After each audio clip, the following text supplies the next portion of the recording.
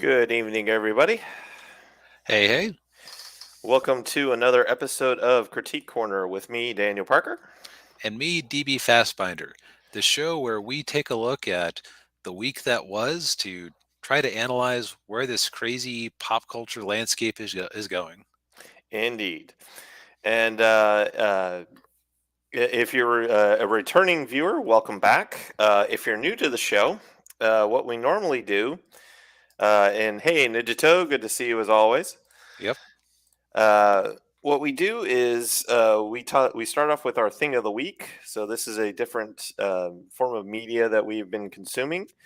Then we move on to the box office because that's a pretty good indicator of where things are going, at least film wise and entertainment wise. Hmm. And then we move on to our topics. And so let's get started. And my thing of the week, Black Rain, starring Michael Douglas. I had never heard of this one before when you showed me this picture. Yeah, it's kind of an obscure movie from the 80s. I watched it a few years back. Really enjoyed it and watched it again recently. So it's obviously it stars Michael Douglas. It's also got Andy Garcia, Kate Capshaw, um, and some Japanese actors probably no one's ever heard of. Well, I will say the two of the Japanese actors.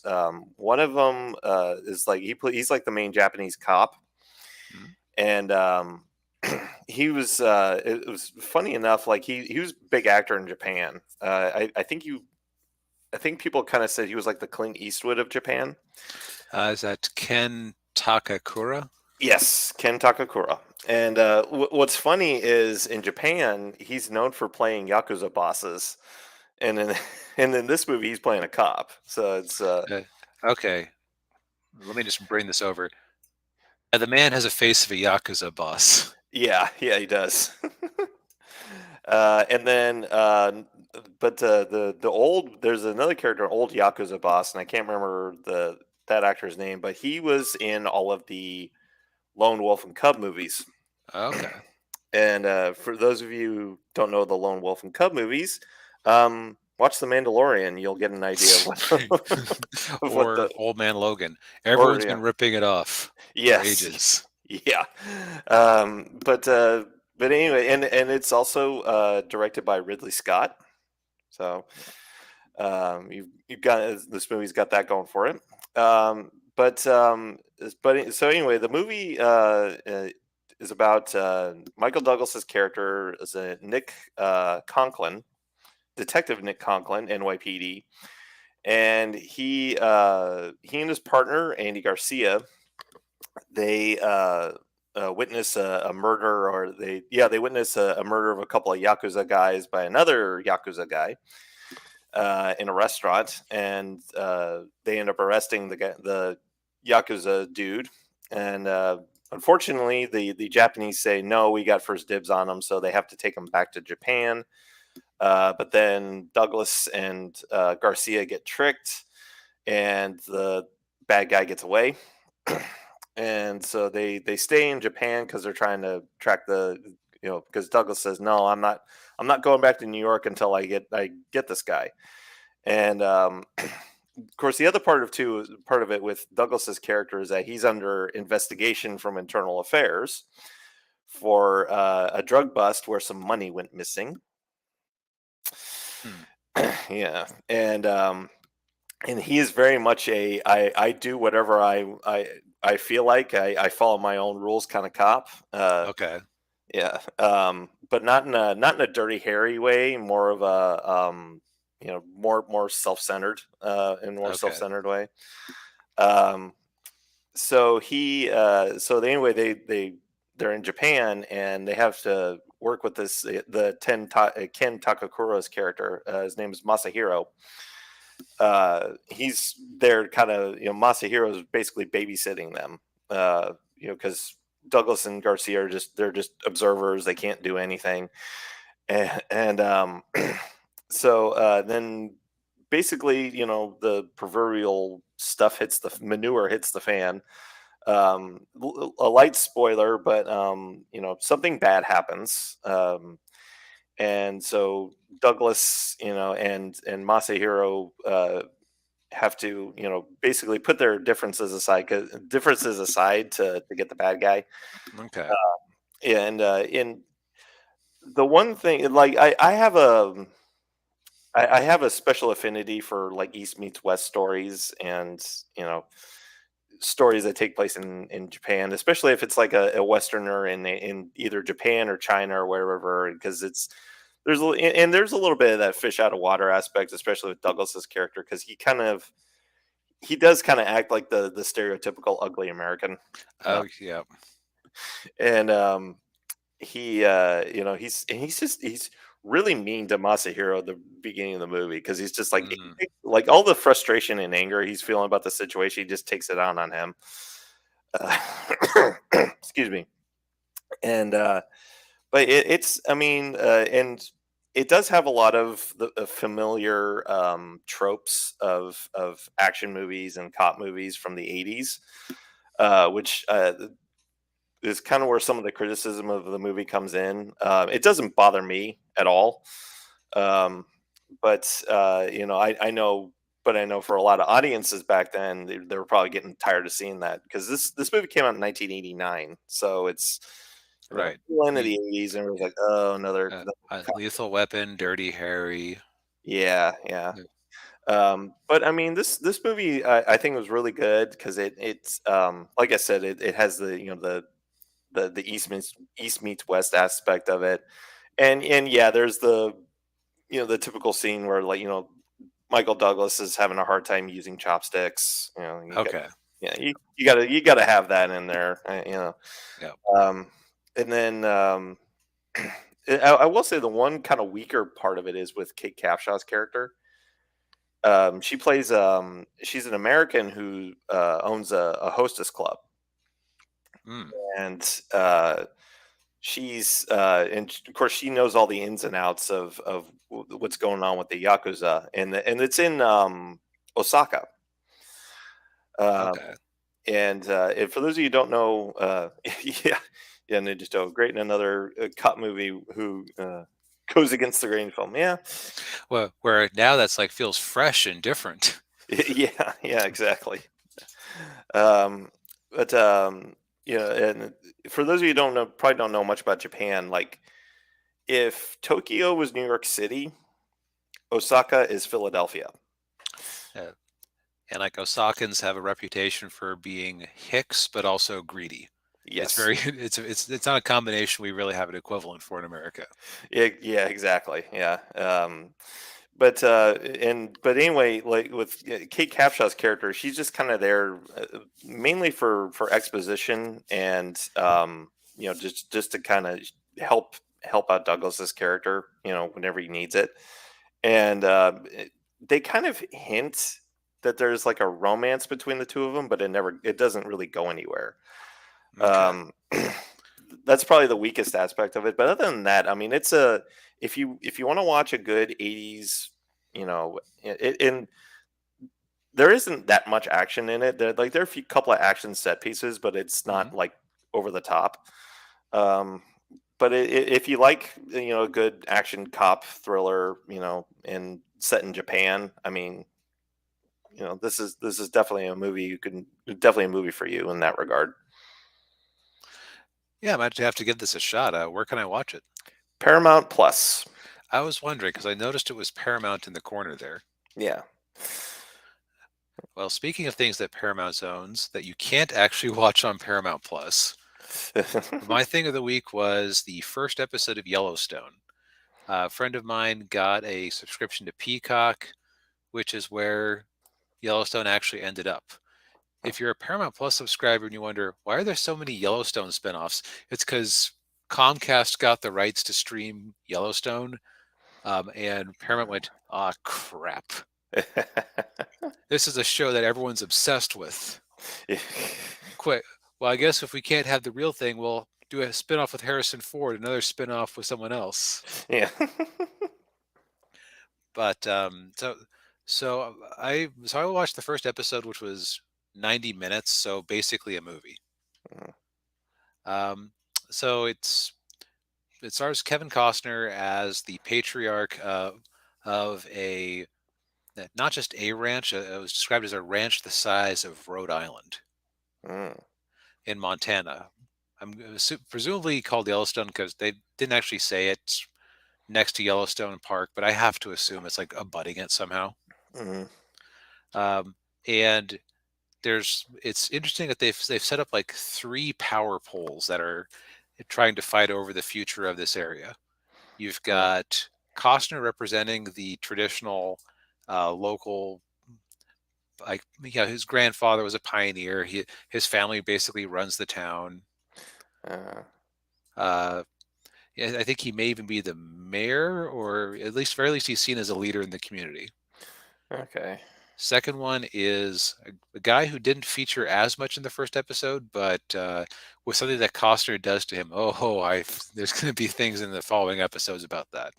Uh, Who's basically setting up a luxury community right next door to the ranch. ooh. So that's going to change things. Yeah. Um, and then you have the local Native American tribe who just elected. So this show is kind of based rather than woke in its own way. Yeah. Um, they basically they describe the chief there is a great antagonist because he was recently elected. He was telling his story to a senator. Yeah, it shows its kind of influence and power they have with their casino there. That yeah, he has a senator showing up to talk with him. Yeah. Um, and he said, "Yo, I, my, I was adopted. My parents told me I was a Mexican, but as much as you can, I never felt like a Mexican. I guess they decided it was easier than telling me what I really was." But he did eventually figure it out, and he went to school and he came back, and you kind of get the impression he kind of got like an identity politics chip in his shoulder at Hmm. school. So now he's kind of at war, trying to at war with Kevin Costner, and that's the primary conflict of that first episode. Okay. So in the course of things, the Native Americans end up rustling a whole bunch of cattle because by the laws, if a cow wanders into the reservation, hey, now it's reservation property. And then somebody noticed, huh, wasn't there barbed wire here last week? Yeah, funny about that. So that's kind of like so now it's the macro plot of the first episode is Kevin Costner trying to get his cattle back. Mm, Um, the more personal end of it is they set up Costner's family. One of them, and you kind of have like the Cain and Abel thing going on, where you uh, have the son who is, but it's like if they had actually had a use for Abel or for Cain, excuse me, mhm.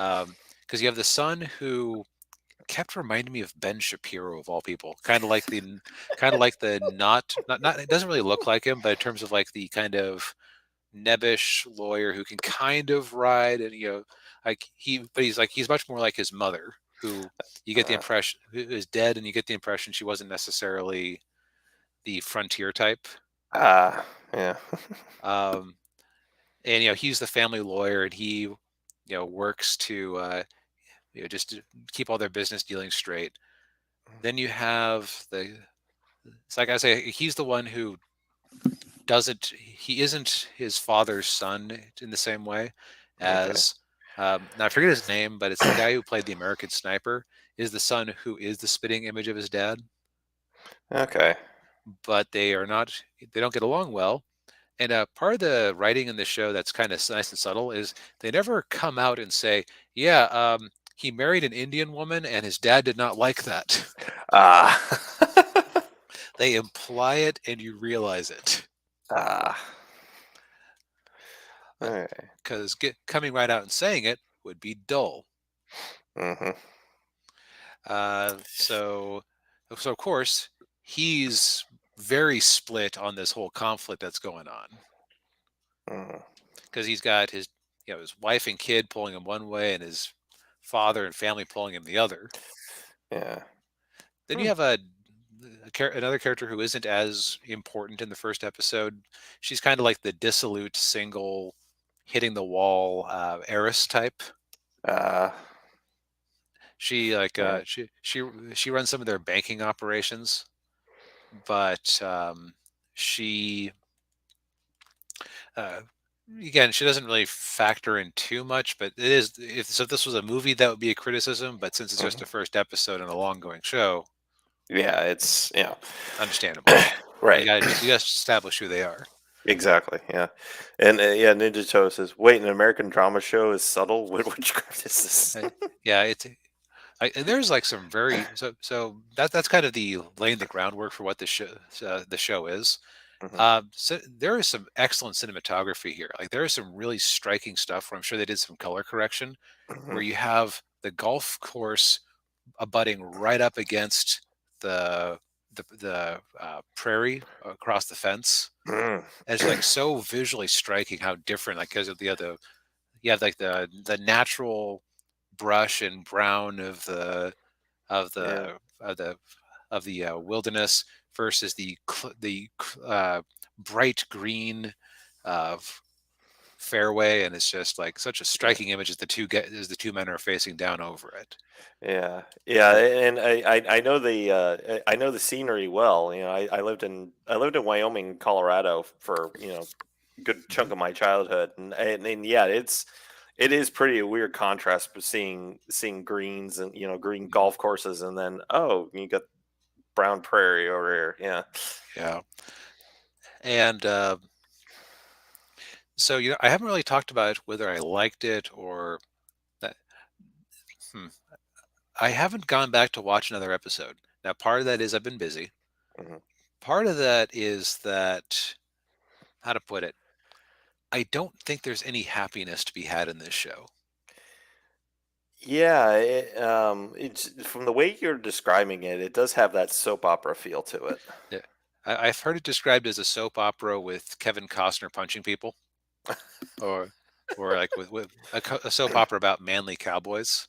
Ah, yeah. And so I'm not sure if I want to dive on in, Mhm, but just from like an acting, writing, special effects angle, like they're very big about symbolism about things. mhm, Like the first scene, I think it's fair to spoil the first scene. The first scene is the aftermath of Kevin Costner's. He'd been driving a horse in a trailer, and yeah, they've been run off the road by a truck being like with an oversized load that was there to build that new community, and the uh, horse ended up getting skewered in the course of the crash, and so Kevin has to like, there's no comfort in this world. Blam. yeah, So they established the tone very quickly and just very much set up that new versus old dichotomy just as well. mm, So yeah. it's I don't I mean I never watched Breaking Bad, never watched what was that one about the motorcycle gang? Oh, Hell's something. Yeah, I don't know, but Yeah, so I'm not sure if this is my type of show, and it's also like we're on season 5 right now, though I think it might be winding down. So I'm not sure if I want to dive into it. But uh, I do understand why so many people are so completely obsessed with this show right now. yeah. Sons of Anarchy. Thank you, Holy Yeah. Ninja. Oh, Sons of Yeah, Anarchy. yeah. Okay, So it's got like it. I tend to like things with with a bit lighter of a touch. Hmm. Not I don't necessarily watch Treacly, Yeah, um, but like I enjoy things where you get the impression that there can be a happy ending, yeah, even if there isn't. It's like you got to hold out that hope for. yeah, yeah. I hear you. Yeah, yeah. I haven't watched the show yet. My parents watched it and they for a little bit and they seem to enjoy it. I've seen some clips from the show and Ninja Toe says, "I like my soaps to be in superhero comics." Fair enough. That's what the X-Men is. Yeah. I've seen some clips from on YouTube from the show, and you were saying the show's getting pretty based, and yeah, Costner's character is very based. Yeah, Yeah. it's But yeah, like I would say that Paramount is kicking themselves that it's on their network, but it isn't on their streaming service because that's the type of thing that sells subscriptions. Yeah. But but yeah, it's a worthwhile show. I think I just have to decide if it's a worthwhile show for me. Yeah. But I would say that if it sounds at all appealing, and if you can appreciate the darker tone of things like a Breaking Bad or whatnot, then give it a shot. Yeah. It's definitely different. Yeah. Sounds cool. All right. Now for something partially different. Yes. Time for a little bit of Time for a little bit of overview of the. One moment. Do you want me to take your screen off or? Nope, Okay. just turned off the notifications. All right. So, um, we have a couple of new movies, and for the first time in nearly 2 months, just shy of 2 months, Avatar: The Way of Water was not our number one movie. We've got two new releases. Yet another Universal horror movie, Knock at the Cabin. Yeah. M. Night Shyamalan. Was it M. Night? Yeah. I watched Film Threats review of it. What did they think? They liked it. They thought it was good. It's uh yeah, they enjoyed it. It had some flaws with it, but I mean, they thought it was good. Uh, okay. Was it more horror, more thriller? It sounded more horror, I guess. Okay.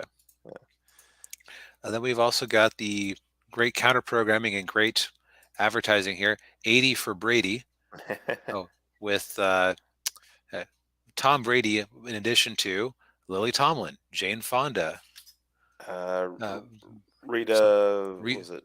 Moreno, Rita Moreno, yeah, and then and Sally Field.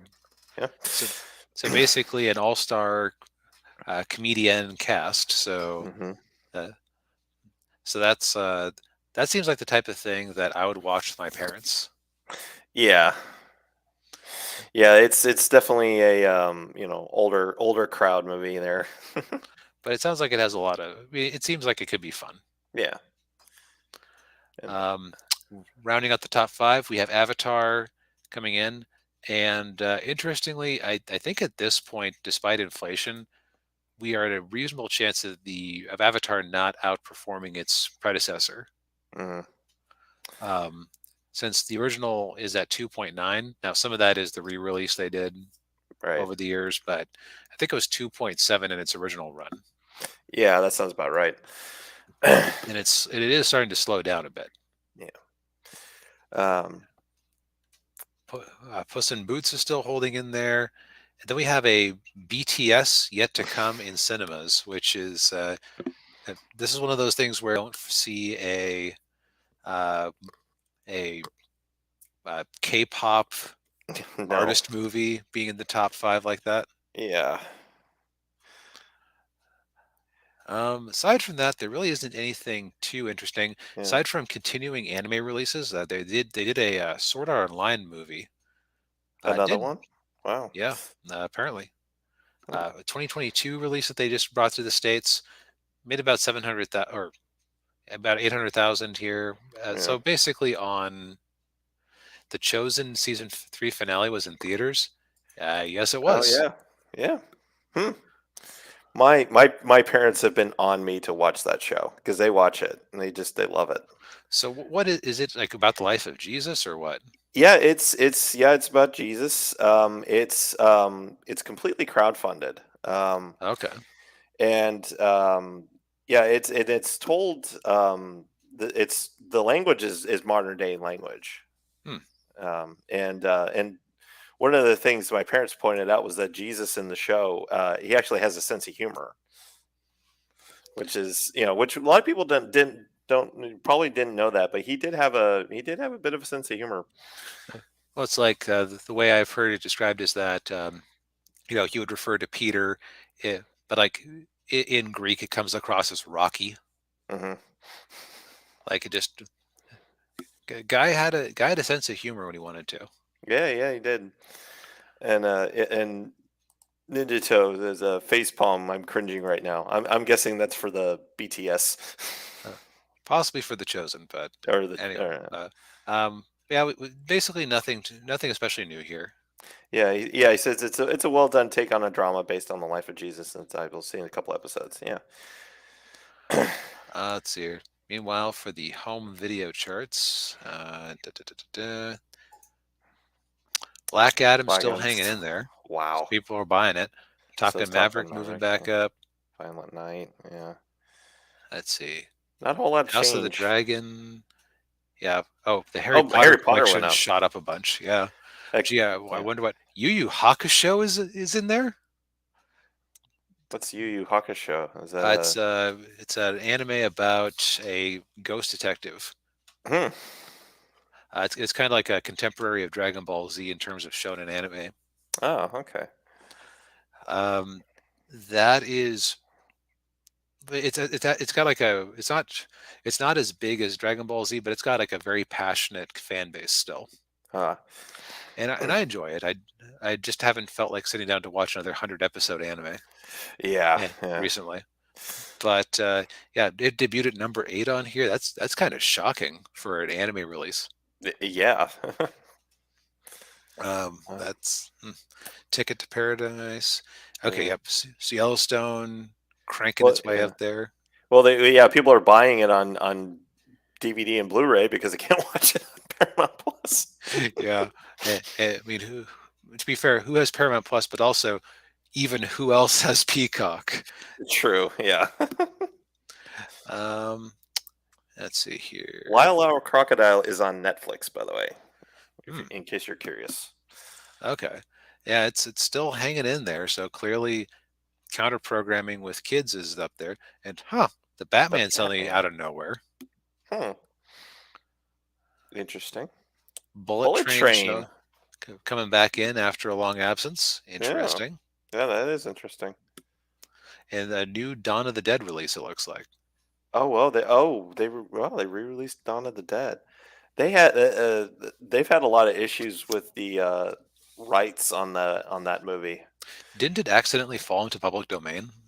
Night of the Living Dead did. Oh, Yeah, okay, the wrong movie. yeah, but yeah, they've had a lot of they had a lot of issues with the rights of Look, those different movies, yeah, Ninja Toe says that he's sad Woman King is in the top five.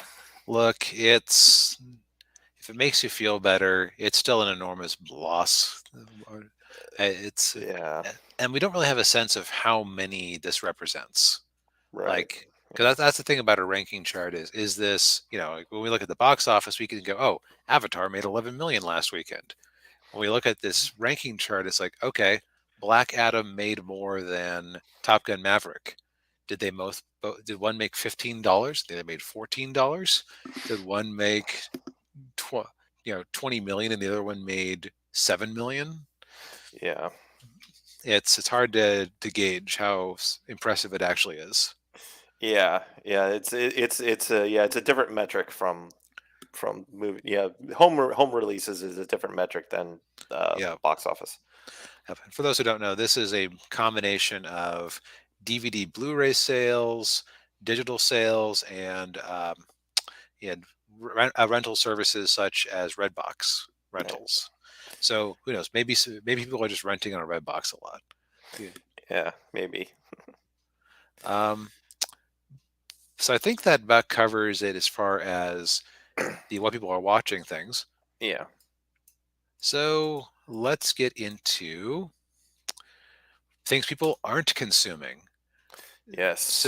So remember when it was a huge deal that how to put it? I feel like Destiny came out, Right. Fortnite came out. Actually, I think Destiny was patient zero. Destiny Mhm. was basically we are making this game with the idea that it's going to last forever. Of course, they then came out with Destiny 2, partially because Activision made them. Yeah. By the way, full disclosure, I do have a friend who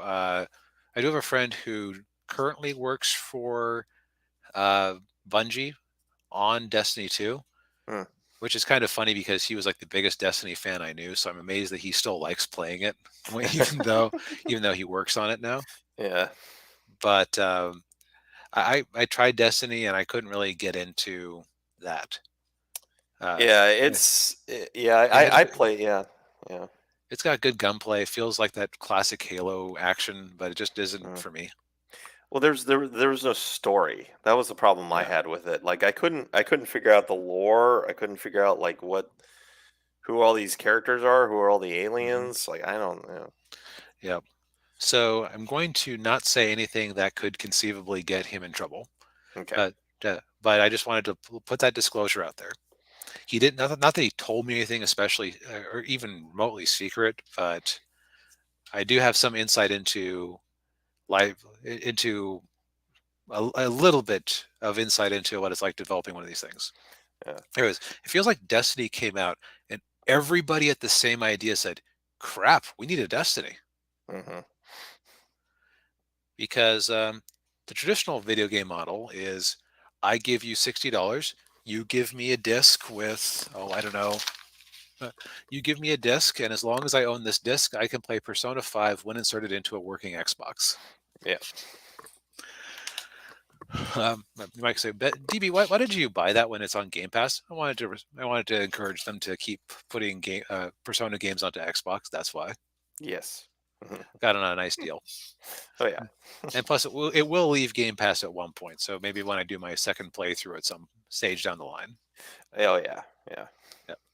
But basically, everyone said they had to have a Destiny. But the classic business model is I give you 50 to 60, now $70. I get a disc. I can play this game whenever I feel like. I can play this. I could put this on my shelf, and as long as my Xbox is working in 20 years, I can get the adapter to whatever replaces HDMI, plug in that Xbox, dust it off, and play Persona 5. Yep. Now, possibly not because they've been kind of jerks about it lately, where this disc may not actually have any of the game on it or much of the game on it, but Right. Yeah. so it maybe the servers still have to be active to download from, but still, the overall idea is that's the traditional model. Right.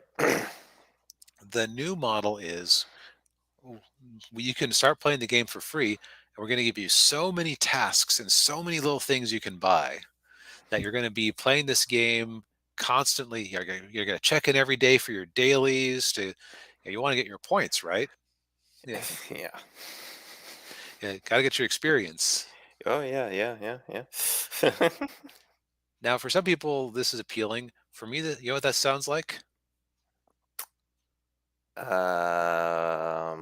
What? A job. Yeah. Yeah. Yeah. It does sound like a job. The last games as a service game I really played was like for anything but a single player component was over the original Overwatch. Yeah. Yeah, well, Holy Ninja, you make a point. That sounds like a phone game to me. Yeah, Yeah. the problem is that they also had mobile came along and pointed them in wonderful, awful directions for monetization. Yeah. Hmm. What's going on is that there has been a marked culling of live service games lately. Games Hmm. either abandoned outright or games put into maintenance mode. And maintenance mode basically means that, look, we're not getting any more content. You can keep playing the game, and if people want to buy the game or you know use Game Pass or whatever, they can access it. But the game is what it is. Hmm. Even if the game was built on the idea that every 3 months, 6 months, whatever, will come out with a major pack to keep you all busy. Yeah. Yeah. Yeah. I've played a few of those games like that. It's yeah. It's just like oh okay. Yeah, so we're seeing it. And we've of course, there's always a little bit of there's always some churn in this type of thing. But yeah, we've had Babylon's Fall shut down, which that was a big flop from Platinum Games, Mm, Crossfire X, Back for Blood, which was made by the developers of the original Left 4 Dead. But they did some stupid stuff with cards. I thought it was all right, but it didn't really keep me going. Yeah. Um, Apex Legends Mobile is being shut down. The Marvel's Avengers game is being shut down. Oh, Well, of course, that game was terrible. yeah. I'd say when I was saying shut down, I'm using that as a catch-all for the various states of death. Either Yeah. limbo, where you're still available, which it sounds like Marvel's Avengers will be. Uh, Knockout City, which is one I played on Game Pass, was a weird combination of dodgeball with RPG mechanics. I thought it Yeah. was all right, but it also it was very creative, but it also wasn't the type of thing to bring me back over and over again. Yeah. Uh, Yeah. Yeah. And then Marvel's Avengers, it isn't shutting down; it's going to maintenance mode, so we're not getting any more content. yeah. So say, PlayStation fans, I hope you enjoyed all that Spider-Man exclusivity you had for like what 6 months. yeah. And there are still successful games out there like World of Warcraft, Fortnite, League of Legends, but by the nature of this type of market, it seems to me that there's only room for a very select few at the very top of it. Mm. You're going to have way more failures than successes. Yeah. Yeah. Yeah. Once you start flooding the market, yeah, it's just like a lot of stuff's gonna get caught and lost in the shuffle, and yeah, you're probably gonna have like a 90 to 95% failure rate. Right. Or even worse, you'll have an initial fail or initial success like Halo Infinite had, but their bungling of the multiplayer aspects of it have dried the game up. Mm.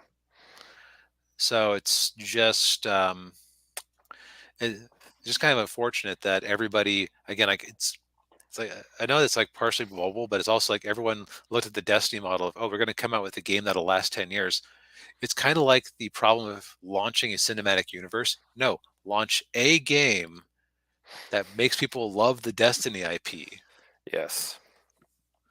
Wa- Now, of course, they've made many millions of dollars, and they were worth buying out by Sony. So, Hmm. now, of course, this doesn't mean that we're going to see the end of these live service games, because Sony is actively in the process of making 10 different live service games. Oh, jeez. Because basically they kind of have drunk the Kool-Aid that that's what the market wants. Uh, Oh, and also, when you think about it, Amazon got into gaming and it's not gone well for them. They've shut down multiple games, and New World is a big disaster too. Hmm. And what were they chasing? Live service games. Uh, So it's very interesting. It seems like the most successful live service that's launched in recent years is Game Pass, which isn't a live service game. It's a live service made of games of varying sizes and interests. yeah. So, uh, so you can have a huge sprawling game like Persona 5 Royal show up on it, but you can also have a more bite-sized game like Turnip Boy Commits Tax Evasion from the indie side. Yes, that is a real game. Actually worth a watch, worth a play. It's kind of weird. It's kind of like it plays like an old Zelda game, top down. Ah, okay. Um, but you can also have things like Hi-Fi Rush show up and be unexpected hits. Mm. And there isn't a Hi-Fi Rush Play Store. There isn't a Hi-Fi Rush. You can't. You can buy an extra $10 expansion to get some more things, but you can't. You don't have to. There isn't any ongoing maintenance for it. Hell yeah, Hi-Fi Rush was awesome, Ninja. Yeah. Yes, and I need to get an Xbox Series S to play it. But yeah, it's and also, of course, the biggest failure is one that people often forget to mention, and when they're bringing about live service games, the metaverse. Mm. $10 billion flushed down the drain to make what basically looks like a Miiverse clone, except the Ugh. Miiverse characters had legs. Oh boy. So yeah, let's. I actually, so on the one hand, I hate seeing people lose their jobs and be miserable. On Hmm. the other hand, if we can get more hi-fi rush sized games and less of this nonsense, where it is a job, I'll be happy. Yeah, me too. Yes, I want fun video games, not video games that feel like work. Yes. Speaking of people having fun, Hogwarts Legacy launched. Hey, it's that Harry Potter game that basically everybody has wanted for decades. Mm, It's putting yeah. up huge numbers on Twitch and streams. And this is, I don't think the full game has dropped yet, or it may have just dropped today. Because I think it dropped today, yeah, there's like or yesterday or something. Yeah. a deluxe edition where part of the benefit was you you got the game a few days early before everyone else. Uh, But on stream, Hogwarts Legacy reached more than 487,000 players to surpass Fallout 4, which reached a peak of 472,962 players. So it's only it's it's got like a ridiculous amount of Twitch or people streaming it on Twitch. Uh, yeah. Now we can't really see what or it's harder to see what games are doing on Xbox and PlayStation, but on Steam, number one, baby. Yeah. And mind you, this list is by revenue, which means it's outperforming the hard to keep in stock Steam Deck, which starts at $400. So Oh, considering we aren't comparing apples and oranges here, that's impressive. yeah. Oh, Ninja Toast says the launched early for digital deluxe edition, and said his Okay. copy is available today or tomorrow. Meanwhile, if we Yeah, go down the list a little bit, we see Hi-Fi Rush at top 25. that's good. Yeah, for a little double A game that you can play on Game Pass without extra money. That's nice. Yeah. So, hey, you know what? Harry Potter fans the world over are getting to play the game where they get to be a Hogwarts student of their own design. Reviews I've read have been mostly positive. Like it's not a perfect game, but it sounds like it's at least a B time. Yeah, yeah. I've seen some of the game footage. It looks pretty good. Yeah. Yeah, it definitely looks better than Forspoken. Yes. Yeah, yeah, Samurai Showdown's in the top 20. They're doing like a big discount. We're talking like 100. 1 second. Uh, why does Oh, everyone always want to talk with me between 5 and 6 o'clock on Thursdays? I don't know. By the way, I'm leaving this in the edit. All right, so let's get back into this. Anyways, Samurai Showdown, that one spiked because it's like $120 edition that they're selling for 20. So you know those Steam sales, Yeah. they get a lot of attention. But so anyway, so the Harry Potter fans get the Harry Potter video game that they've dreamed of since they got all that shovelware on the PS2 and every the other consoles. Yeah, yeah. Who could possibly be unhappy? Lots of people. Lots of people are unhappy. Yeah. Well, I'm not going to read this article by Caitlin Burns, but it's there's no magic spell to remove the transphobia from Hogwarts Legacy. Okay. So we should probably provide a little backstory here. Um, so J.K. Rowling, the creator of Harry Potter, the original author, um, she said some things regarding trans individuals that some people don't like. Hmm. Basically, something along the lines that's you know women. Okay. Basically, she thinks that women's spaces should be for biological women. Hmm. That's that's basically her opinion, and she thinks that a trans woman is not a biological woman or is not a woman. which is a very controversial opinion these days. Hmm. And so a lot of people are not. So people think that she's transphobic. Um, and whether or not I don't think there's, and we actually talked about this before the show. There's actually a trans character in this game. Hmm. Now, of Yeah. course, the author here takes objections to the fact that the character is named for a Celtic or some sort of Celtic goddess named Sarona. It's like, oh, of course, the trans character has Sir in her name. Yeah, yeah, there's no pleasing some people. And I remember Chris Gore pointed this out on either on his on Film Thread or on Midnight's Edge, but he said, J.K. Rowling has one opinion that she disagrees with them on, and Hmm. now all of a sudden they want to just completely destroy this game and completely destroy her. Hell, I remember watching some Heels versus Babyface reviews of some CW shows Yeah, where 2 years ago they were uh, talk, trash talking her, yeah, even though she has a long-standing relationship with Warner Brothers. yeah, and yeah, it's just, I mean, there are a lot of people out there who owe their careers, and they owe their and owe their money to her, and it's just, yeah, You're seeing who her real friends are. exactly, yeah, yeah, and so as a result, there was this big push to boycott this game, and a lot, Look how yeah, well that worked. yeah, it didn't work out too well.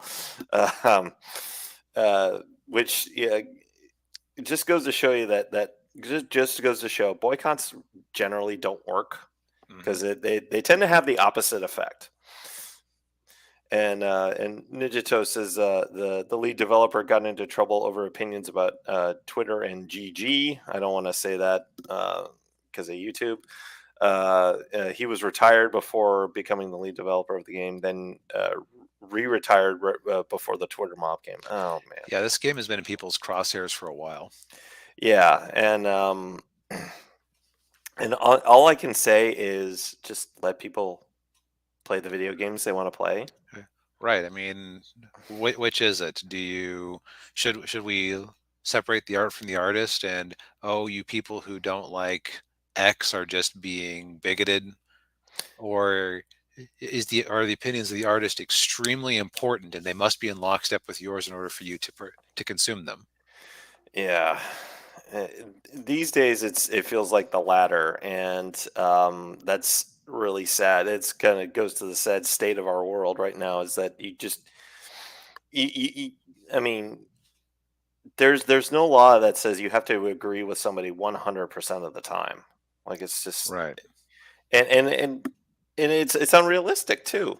I mean, there are things that, there are things that opinions I have that you disagree with. There are opinions you have I disagree with. But Yeah. guess what? We get along pretty well. I mean, that's Right. Like it. we agree on a large swath of things, and when we disagree, it's interesting to see where we disagree. Yeah, yeah. It actually leads to some interesting discussions. Yep. You know. But well, anyhow, my opinions on Harry Potter is I enjoyed the first four books, and then I guess I fell out of the age range for it. Uh, After that 2 year gap between books four and five. Now my dad has read them, and he keeps wanting me to read them, but I just haven't had the time. mm, Uh, yeah. so so I guess I always leave Harry Potter every time I've tried. I've watched the movies, also stopped on movie four because I just ran out of time. So I always end on Edward Cullen dying. Uh, So, so I'm not bringing this up as any sort of like huge defender of the series or anything, but just leave. But there have been like people have been harassing streamers yeah. for daring to play this game, Yeah. That's making lists of the streamers who are daring to play this game. Yeah, don't do that. Yeah. That's one of those. That's got to be one of those. Are we the baddies? Uh, Moment. yes. Yeah, exactly. The answer is yes, Um, yes, you are. yes, you are the baddies. But yeah, my, with me with Harry Potter, I didn't read any of the books. My mom did. She enjoyed them. I watched the movies. I will say, as far as the movies go, they're good. Although, you mentioned like after movie four, they kind of start to blend in together a little bit. That's where the plot really kicks in. Yeah. Also, I will say that the direction in movies one and two is so safe and boring. Hmm. The opening of movie three really made me go, "Wait, what? What? Yeah. Like Yeah. dynamic camera angles and action and what?" Well, yeah, the first two. Well, the other thing too is they were all directed by different people. Wasn't Like the first one Christopher Columbus? Chris Columbus? the first two. Yeah, he did the first Thought two. so. Okay. Yeah. I can't remember who did the third and the fourth ones. And then I think his name was David Yates. I think he did like 5 through 8. Okay. So that's why they kind of they had more consistency in the back half. But yeah, I mean, you know, uh, like we said, like we said, we've been saying, like, just let people play this game. Let them enjoy Right. it, and Because it does. Now I've heard of a few people buying this out of spite who had no way of playing this just because of the ridiculous Twitter mob. yeah, which again that goes against what they were trying to do. Yep. Again, boycotts don't work. There's a little thing called the Streisand effect. Yep. So I salute this game's success. Warner Brothers kind of needed a win Yeah. after Gotham Knights crashed and burned. You might say, "What the hell is Gotham Knights?" Exactly. Yeah. Um, but speaking of companies doing things that people, okay, I don't have a transition. You don't have a transition. All right, just So, transition. so Disney may follow HBO Max's lead and sell content to its rivals. Now, there are people I'm not going to name here that I have respect for, but occasionally they, how do I put it? I don't like Disney, Mm, but they kind of have to view things with the most negative lens possible. I so what's been mentioned? Okay, so we've talked before about how David Zaslav over at WB Discovery has decided that they have such a large library, it doesn't make any sense to just shove it all up onto HBO Max. They can license that out to TV channels and other streaming services, use it to mhm. build their brands. Yeah. Like there's talk that canceled Batman the animated series, but where the Batman might be going to Amazon, for example. Oh, And if you're trying to build a multifaceted brand like DC, it makes sense to have something that's over on Amazon and something that's over on Netflix and something that's over on Hulu that's advertising your brand to people. right. Yeah. Now, people have been calling this desperation, and even this MSN article, Disney Plus could sell rights to some movies and TV show to offset its streaming losses. Even if Disney Plus was profitable, this would be a smart move. Yeah, yeah, because I mean, this is something, I think we've talked about this before, but like, they Disney makes content and then they just put it on Disney Plus. It's like, okay, you Mhm. spent millions of dollars on a movie or a TV show, and how are you going to make that money back if it's on one streaming service that you already own, Hmm. and you're not pulling in the subscriber numbers of Netflix. It's Right. They're yeah, the closest, but they're not quite there. right. And yeah, so it makes perfect sense to license it out to another stream, to other services. They get make some money off of it, paid a fee, and then get a cut of the like if it's like Tubi or what was the other one you mentioned before? Pluto. Pluto. What Yeah, you put it on there, and you get a cut of the ad revenue, and you know what are you out? yeah, Like, I was thinking earlier about like what are some examples? Dave the Barbarian, the forgotten Disney cartoon. Kim Possible, Darkwing Duck, hmm Tailspin. Is anybody signing up for Disney Plus and staying signed up to Disney Plus because they want to watch those shows over and over and over again? Probably not. probably not. Yeah, So it would make sense to like take your classic 90s Disney afternoon slate and go knocking at Paramount and say, "Hey, we notice you have all this nice Nickelodeon content on here. So you clearly think kids are watching. You know, if you want to give us a few million to have the rights to the Disney afternoon for a year." yeah, yeah. Oh yeah, and the real Buzz Lightyear Yeah. of Star Command. Yeah, And this has the add-on benefit of it puts the word Disney in front of other people in right. places. Yeah, this actually just popped in my head. This is the modern day the streaming equivalent of selling a show into syndication. Yeah, pretty much. Mm, Yeah, you've got your pay services, you've got your ad-supported services. You wouldn't be able to make a new Darkwing Duck show for these fast services, the free ad-supported television services. yeah, But if you have something that's just collecting dust in your digital vault anyway, then why not? yeah, yeah. And I know that I know Disney has had a history of being very protective of their IPs. The Hmm. famed Disney Vault.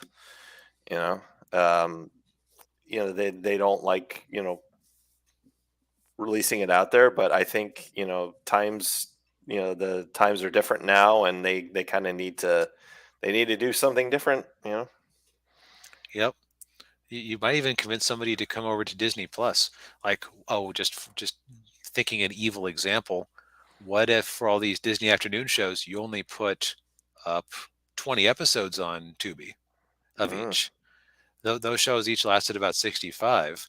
If you have a serial show like Gargoyles, yeah, yeah, you're going to hit 20 episodes in. It's like, well, where's the rest of it? Then you do a little bit of research. And, oh, it's all on Disney Plus. Crap. Okay, fine. Here's your blood money. Give me my gargoyles. yes, yeah, yeah, yeah. Ninja Toast says they need the money. Yes, they need the money.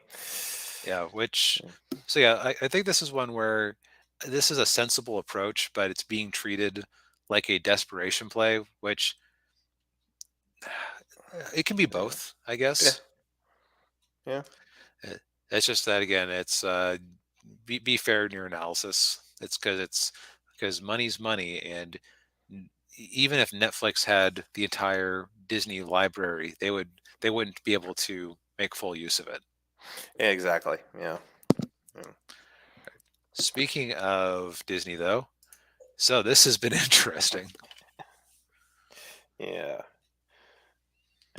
Yeah, so a new player emerged onto the scene, Nelson Peltz, who's he's called an activist investor, and not that kind of activist, by the way, not the you know shouty Not the type of people who make lists of Twitch streamers playing Harry Potter. yes those.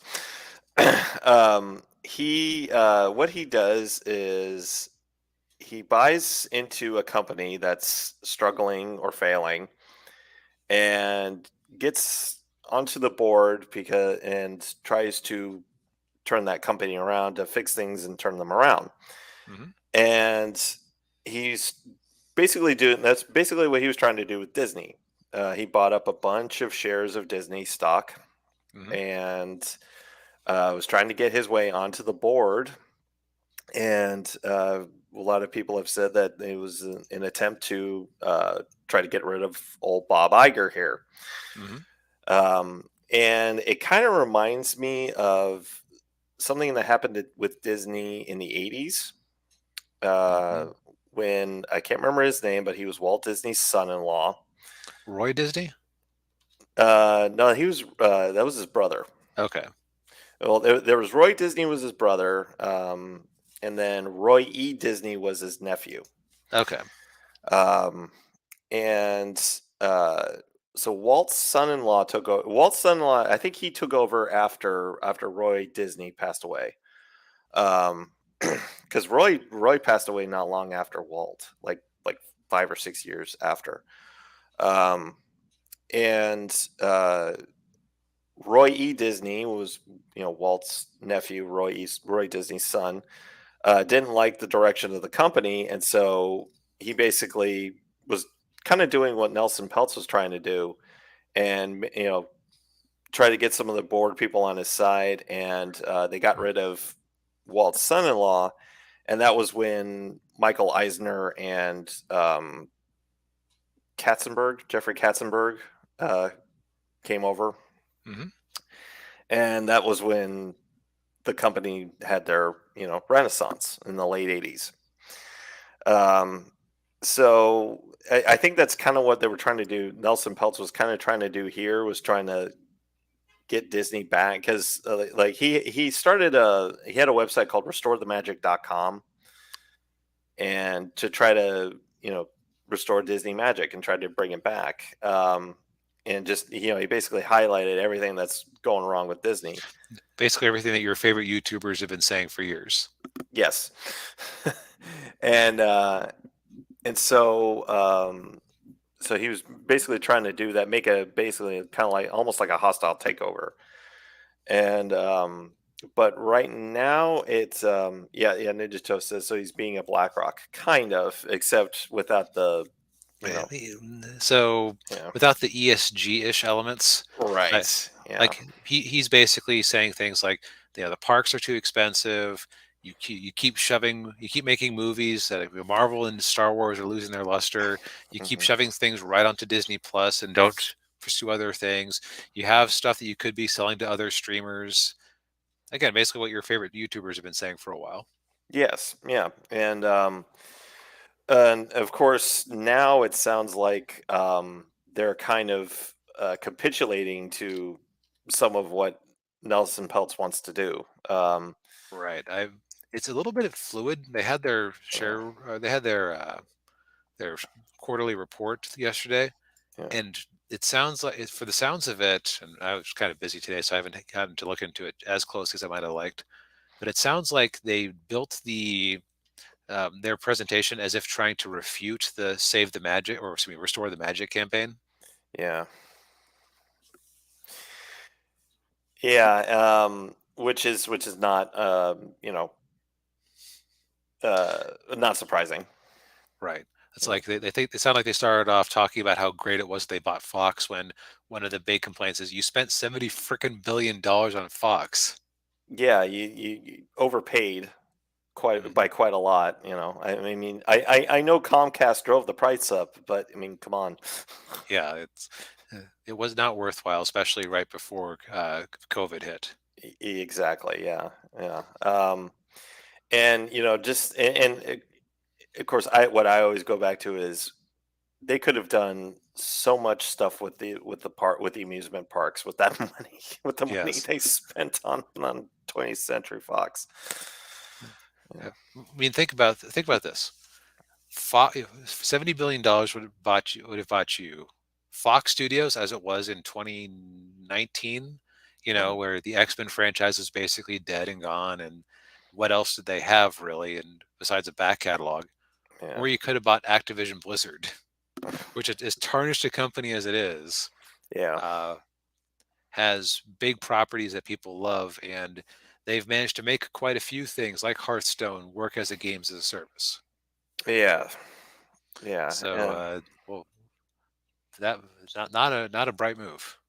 No, no, it wasn't, and of course it's gotten even worse for Disney because I saw just before we came on they're cutting 7,000 jobs.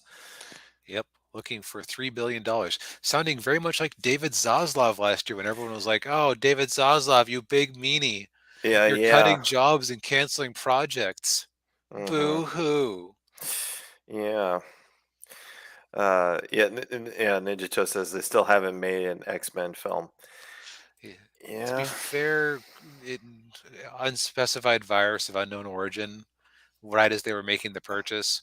It also Hmm. sounds like there's some contract stuff where the current actors are under contract until a certain date. Uh, So it's complicated. that explains Deadpool 3. Yeah, I don't know the details. It's just something I've heard a few places. Yeah. It sounds like there's some contractual stuff keeping them from necessarily announcing a new slate.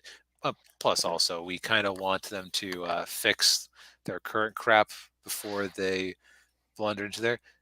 Yes. Also, man, upcoming attractions. Scott Mendelson said that he got to go see the new Ant-Man movie, Yeah. and he said, "My son decided to skip at the last minute. He made the right choice." And this is a guy Uh, who's a big Disney shill, so uh, mm, it seems like they're finally losing. Like that's another mark in in this one's favor is that yeah. they're even losing their audience who reflexively defends them. Maybe the Yeah. check stopped cashing. Yeah. Yeah. Yeah. Yeah. Or maybe it's good, and they're just Oh, really you're right. Yeah, it could be really good, and he's just the takes are bad. Yeah. yeah, it's a bad take. Um, but real quick side with Ant Man and And uh, yeah. Okay, I'm gonna say I feel like I dropped the ball on this one, but I've been working a lot of overtime. So that's it's this, that's okay. if you want a really good breakdown, go watch Valiant Renegade's recent videos. Yeah, yeah. And yeah, and and Midnight's Edge has been talking about this a lot too. Hmm. I we'll see where this goes. Obviously, there's a lot of politics that goes on in corporate America, and I don't mean Yep. necessarily mean left right. It's just it's kind of like Game of Thrones type stuff, minus the violence. And and slightly less incest. It's yeah, yeah. But I mean, that's you know, corporate shakeups happen often, and Yep. we'll just keep an eye on this, I guess. Yep. But I cut you off as you were switching over to Quantumanium for a second. Oh yeah. So uh, David Desmalchin. I don't know if you know who he is. He's an No. actor. You'd probably recognize him if you saw him.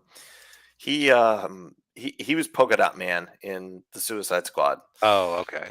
Um, he was on Film Threat the other day, and Oh, yeah, yeah, that was kind of surprising. I guess he and Chris Gore are pretty good friends. But he's in Quantum Mania, and he just would not. Yeah, yeah, that's him.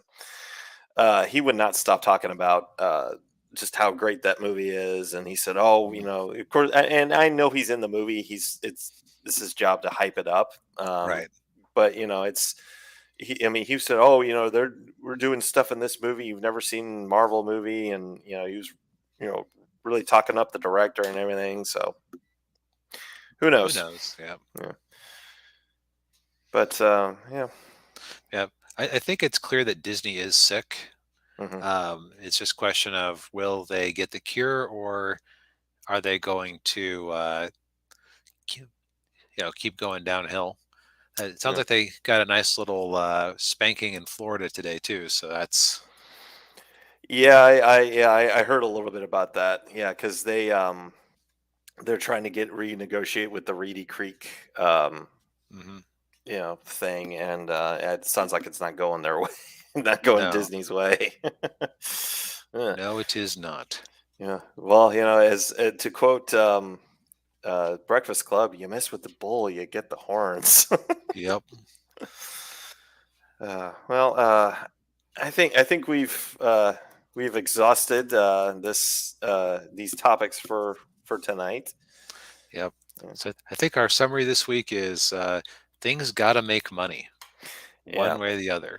And exactly. And whatever makes money, you get more of, like Avatar movies. Mhm. Whatever you don't like or whatever doesn't make money, you get less of.